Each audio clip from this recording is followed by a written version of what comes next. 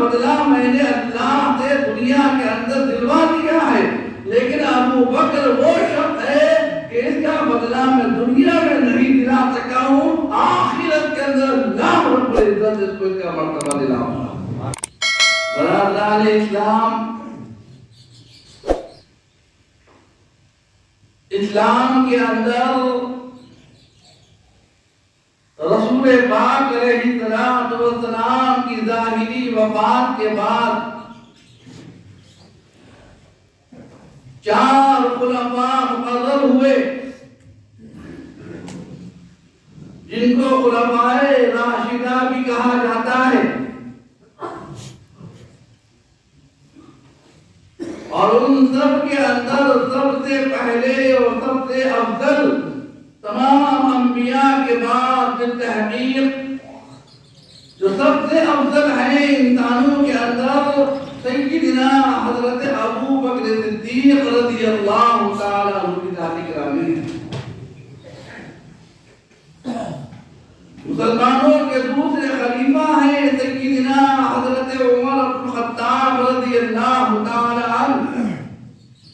تیسرے خلیفہ ہوئے ہیں حضرت سیدنا عثمان بن نورین رضی اللہ تعالی عنہ، اور چوتھے خلیفہ ہیں حضرت سیدنا مولا کائنات حضرت علی شیر خدا مشکل کشا کرم اللہ وجہہ الکریم۔ اسی مہینے کی جمادی الاخر کی 22 تاریخ کو سیدنا حضرت ابو بکر صدیق رضی اللہ تعالی عنہ کی تاریخ وفات۔ حضرت ابو بکر صدیق رضی اللہ تعالی عنہ جنہیں یار غار بھی کہا جاتا ہے،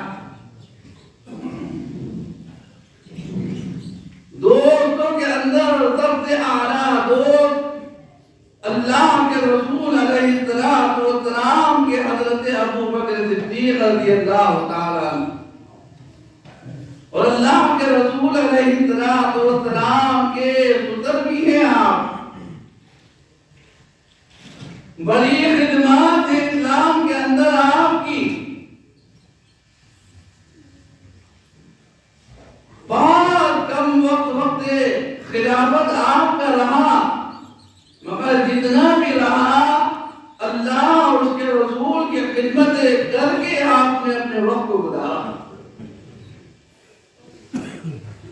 سب سے بڑا کارنامہ آپ کا، آپ کے دور خلافت کے اندر آپ نے اللہ کے رسول علیہ السلام کے وفات کے بعد، وفات ظاہری کے بعد آپ نے یہ غور کرا کہ صحابہ جنگوں کے اندر شہید ہو رہے ہیں اور ہو گئے ہیں۔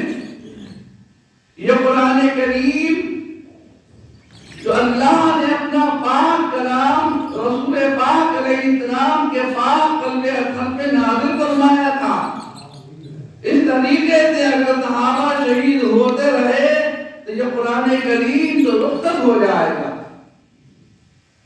آپ نے جو تمام صحابہ جو حفاظ تھے، جن کو قرآن کریم میں حفظ یاد تھا، آپ نے ان سب کو جمع فرمایا اور فرمایا کہ قرآن کریم کو لکھا جائے، قرآن کریم کو جمع کیا جائے۔ اور یہ کام اتنا آسان نہیں تھا، لیکن آپ نے اپنے دور خلافت کے اندر قرآن کریم کو جمع فرمایا۔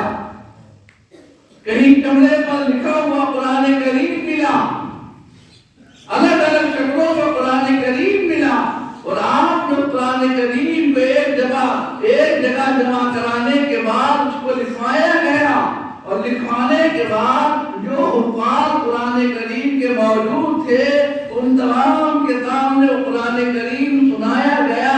کہیں ایسا نہ ہو جائے کسی زیر زبر میں کوئی وقت ہو جائے،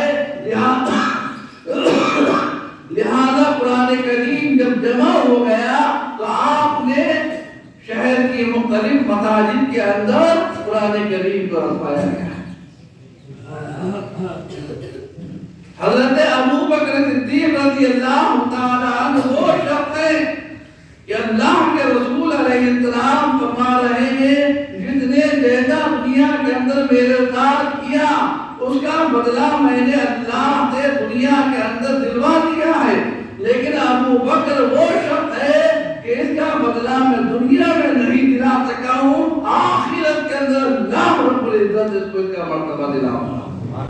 اور فرمایا اگر کسی کو جنتی آگ بھی دیکھنا ہو، جنت کا آگ بھی دیکھنا ہو تو ابو بکر صدیق کو دیکھ لو، یہ اللہ کے رسول علیہ السلام نے فرمایا۔ اور دنیا کے اندر سب سے پہلے آقا دو جہاں صلی اللہ علیہ وآلہ وسلم کے نام پاک پر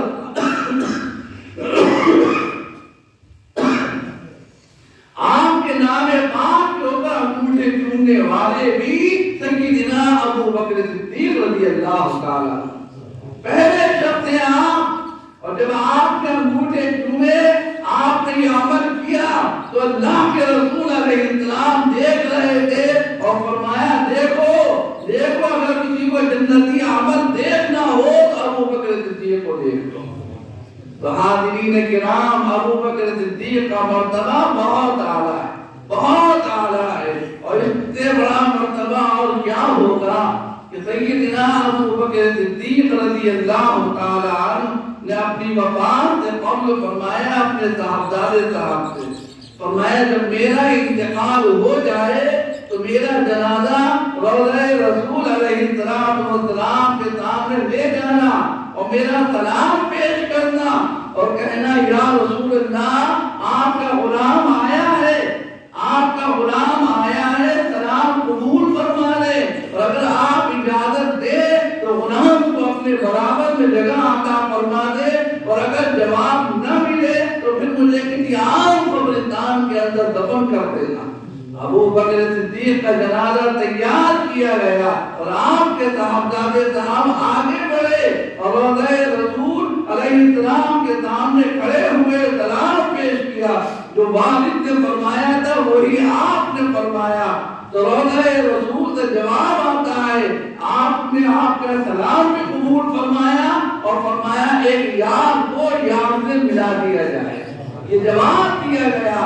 لہذا آج تک روضہ رسول علیہ السلام میں جہاں آقا علیہ السلام آرام فرما ہے انہی کے قدموں میں سیدنا ابو بکر صدیق رضی اللہ تعالیٰ عنہ آرام فرما ہے۔ اس سے اعلیٰ مرتبہ اور کیا ہوگا؟ 70,000 فرشتے جہاں صبح کو حاضر ہو رہے ہیں، جہاں شام کو حاضر ہو رہے ہیں، سلام و سلام پیش کر رہے ہیں، نہ جانے کب سے دنیا والے روضہ رسول پر حاضر ہو رہے ہیں، جہاں آقا علیہ السلام کا سلام پیش کیا جا رہا ہے وہاں ابو بکر صدیق کو بھی سلام پیش کیا جا رہا ہے۔ اتنا اعلیٰ مرتبہ اللہ نے آپ کا عطا فرمایا۔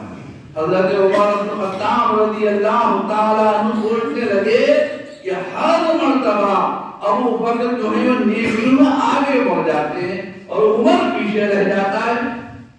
اب کی بار کوئی ایسا کام کرنا ہے تو عمر جو ہے نیکیوں میں آگے بڑھ جائے اور ابو بکر پیچھے رہ جائے، یہ دل کے اندر خیال پیدا ہوا۔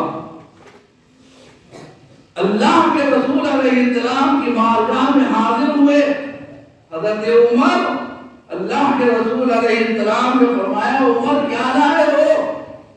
کہنے لگے یا رسول اللہ جو کچھ بھی کمایا تھا اس کے 2 حصے کرے ہیں میں نے، ایک حصہ گھر چھوڑایا ہوں بیوی بچوں کے لیے اور ایک حصہ آپ کی خدمت کا حاضر ہے۔ فرمایا بیٹھ جاؤ۔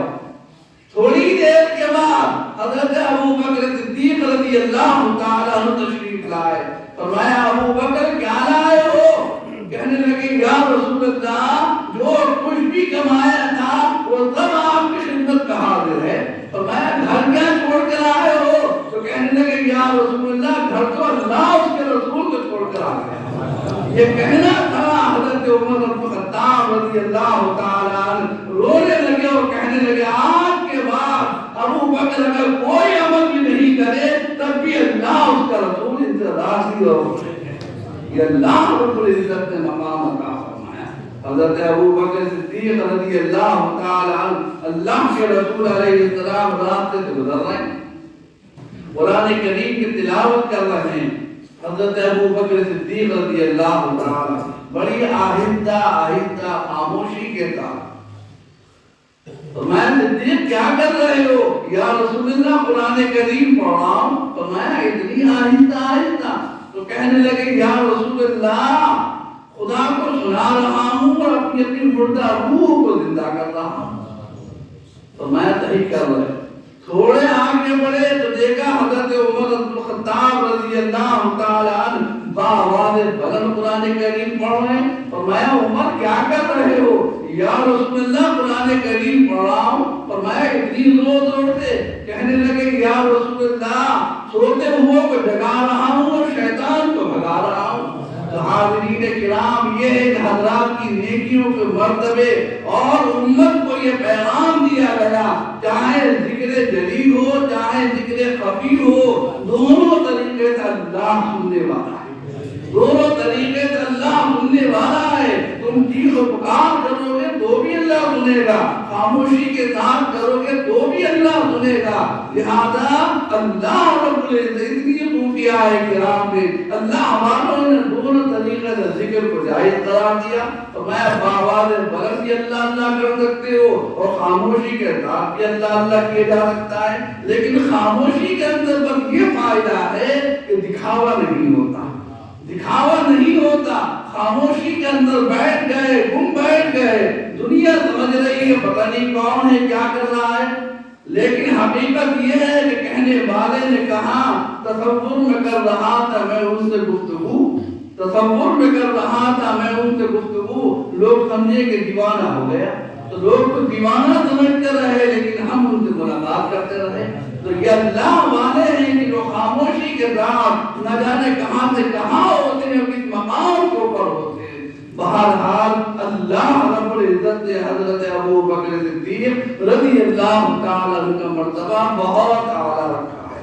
پروردگار عالم سے دعا کریں، اور یہ مہینہ آپ کی وفات کا ہے، اللہ رب العزت سے دعا کریں کہ پروردگار عالم سیدنا حضرت ابو بکر صدیق رضی اللہ تعالی عنہ کے صدقے توسل میں ہمارے گناہوں کو معاف فرمائے، ہمارے قصوروں کو معاف فرمائے، ان کے فیوضات برکات ہم سب کو عطا فرمائے۔ پروردگار عالم ان کے واسطے سے، ان کے وسیلے سے ہم سب کی جائز حاجات کو، جائز ضروریات کو پورا فرمائے، پورے عالم اسلام کو پر کرم فرمائے، اور ہمیں بھی اسلام کی خدمتیں انجام دینے کی توفیق عطا فرمائے۔